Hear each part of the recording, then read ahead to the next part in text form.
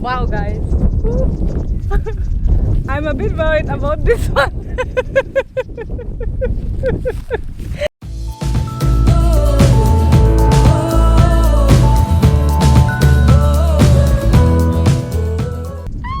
I want to share with you things, actually 6 or 7 tips, what I would do differently if I would travel to Kenya the first time.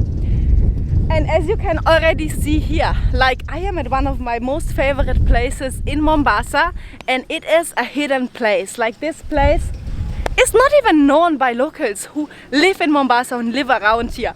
And that's why I'm a fan of tip number 1. Do not try planning your safari or your itinerary for Kenya by yourself. Like when I came the first time to Kenya, which was over 7 years before I even fell in love with Kenya and with Africa, and before I even decided to move here and to live here and to be a travel consultant. So I had like a million of questions in my mind. Like I had no clue, no idea on how to plan my trip, like even on how to get internet. I had so many money questions, like about the currency and how much money to carry and if it's safe, about my own safety as well, and so many other things in terms of safari. Where's the best safari? Which safari should I go to? And then all is so expensive, so I'm telling you a million things. And until today, I have so many followers, so many clients who are asking me the same questions. And the problem is, I don't know why, but there's online not really good information out here. So you really struggle to get what you want. And also we have so many different parks and so many different options in Kenya that people are just confused and don't know where to start and what to do. And instead of you now being stressed out and feeling like, okay, I can't manage and I just choose any mainstream safari, just get someone, get a consultant, or start following vloggers, or get someone who can help you to plan your trip, because you don't have to be alone and you can do it. And if you are now thinking, okay, but where do I find this person? If you want, I'm inviting you hereby officially. So you can get a free itinerary planner from my site. Just find down the link down in the description below. My second advice for you as a first-time traveler is try to travel slow.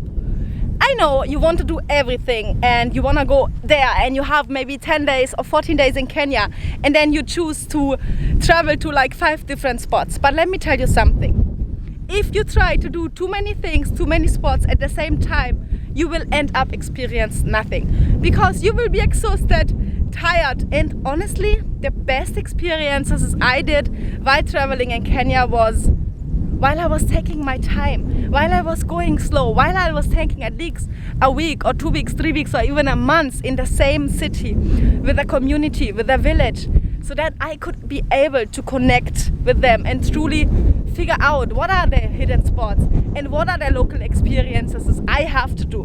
Because to be somewhere, to familiarize, it takes time. I do understand that you most likely don't have like too many days. Maybe you have a holiday of only 2 weeks and you want to do many things, but then at least have this rule in your mind that you stay at least 2 or 3 nights at the same spot, the same city or national park before you get to the next, so that you have some time to really explore that place wherever you are. And then if you're truly in love with it, then you can come back another time and then take more time in that exact place. Look at the giraffe. Where is he? Coming behind me. It's behind. So the next thing I would really do differently when I would travel to Kenya the first time is I would be more conscious about who I book my safari with and my trips in general. Because in Kenya we have so many tour operators, so many also local companies and guides, and even whatever, like you find even beach boys selling you safari, which is okay, and everyone is trying to make money. But in Kenya it really, like, your safari experience really depends on the tour operator or especially the guide you're booking with. And also there are so many operators who can make a difference in the way your safari will be by having and working with the right lodges and having way more knowledge than others do have. Like, let me tell you and just be honest. Most of the tour operators, they are trying to sell you their packages. They are selling the mainstream safaris, 3 days Masai Mara, 1 day or 2 nights Lake Nakuru, then Amboseli or Tsavo, but they have the same hotels. Like, you can go and compare rates of 10 different tour operators and you think, okay, I just take the cheapest one because that's all I can afford and it will be the same. But this is not true. It doesn't mean when you have the cheapest one that you will save money. You maybe even end up spending more money. And also, it's not even about money, it's about the experience you can have. You as an outsider might not know like these beautiful places like here, which are hidden and doesn't even cost a lot. But it's such a beautiful experience just to be here and be so super close with the giraffes. But as a local, they might think like, no, all they want is to go on safari. But what it is truly, what we want is be here, super close, walk to giraffes, feed them, have picnic with giraffes, dinner, breakfast, whatever, but be so super close that you can have your once in your lifetime experiences with the giraffes. For example, I'm mentioning giraffes so many times because I'm here and I am just all about giraffes. But what I'm saying is that tour operators or locals, they might not even understand it or not even know that these places exist. Let's start from there, because all they learned in their university or when they did their tourism degree was about the mainstream hotels. And then the other part is when it comes to why you should really watch out who you book with and who you work with is they are like hotels which have, or so let's call them eco lodges. They have social projects. They have Maasai villages, for example, Samburu villages they work with. It doesn't even have to be the Maasai tribe or Samburu tribe, but they have social projects.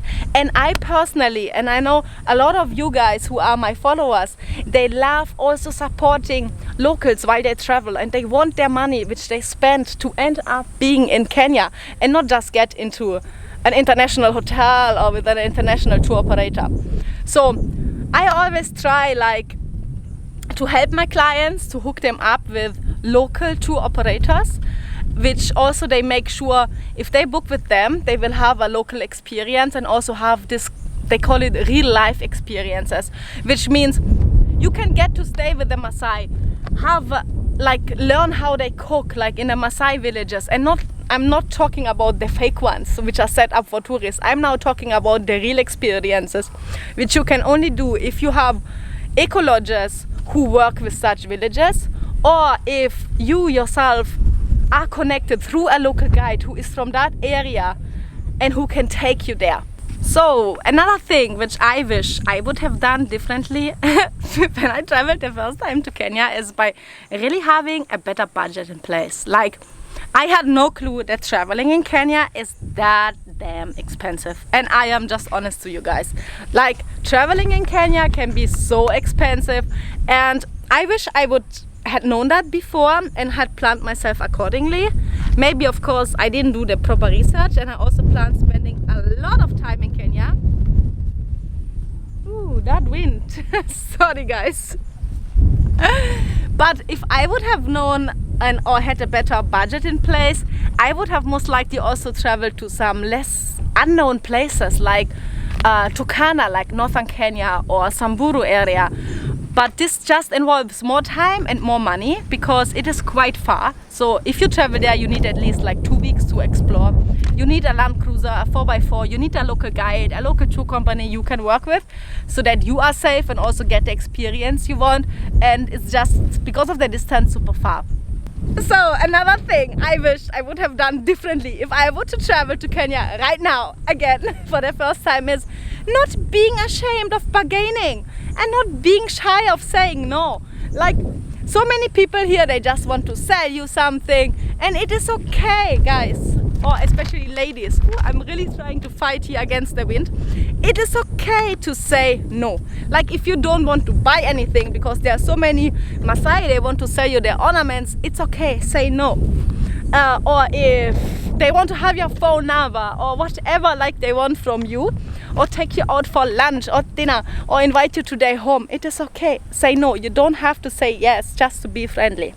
So that's a lesson I had to learn on the hard way. And then another thing as well is it's not only about saying no, it's also bargaining. Like, life here in Kenya can be expensive, especially with our color. So if you can learn to say, to bargain, because I'm just not used to that. That's just not my culture where I come from. And I felt a bit ashamed, to be honest, to do that the first times, even for tuk-tuk. But every time you use public transport or tuk-tuks or motorbikes, you can save at least 50%. 50% of all your costs every time you buy something in the streets. Yeah, so just have it in mind. It's okay if you want to give more money and if you want to spend that, but also I found it like a kind of game they are playing. So just play that game too and you will save money. Another thing which I should have done very differently if I would come to travel to Kenya now again for the first time is by not saving money at the wrong places. And this is for mostly when we talk about our safety. And that one, for example, in Kenya, we as travelers, let's say we are used to Europe and then we think, no, I can do it, I am safe, I can walk everywhere I want, even in darkness. You can do that maybe in some cities, but also in some cities in Europe, it's simply not safe to walk alone in darkness. And that's what I tell you here in Kenya. Do not try to save any money and just walk. I know some of you guys love walking, but save that, don't try to save that money. See it as an investment in your own safety. And the moment it's dark in Kenya, please do use Uber or taxi so that you are safe and come from A to B. Another thing I would never do is traveling without a medical insurance, and also maybe booking on top an AMRE flying insurance. If you travel like off path and go to northern Kenya or Samburu or these areas. So the next tip I would have done differently if I would travel the first time to Kenya is definitely having more flexible days in my itinerary and not trying to plan everything up front.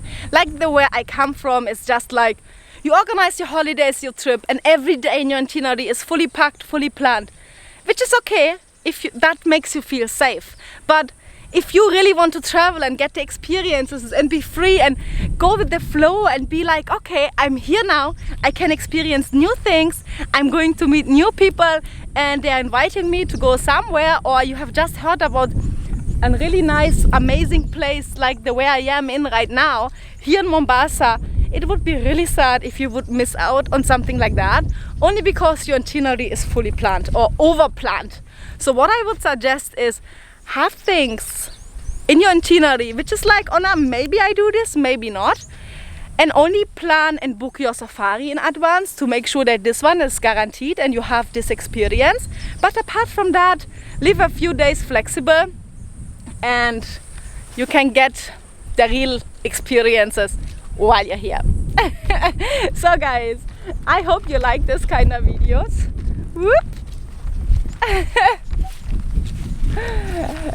So guys, I hope you like this kind of videos. If you did, give it a like, share it with your friends and comment down below what is the best tip or the best advice you take from this video.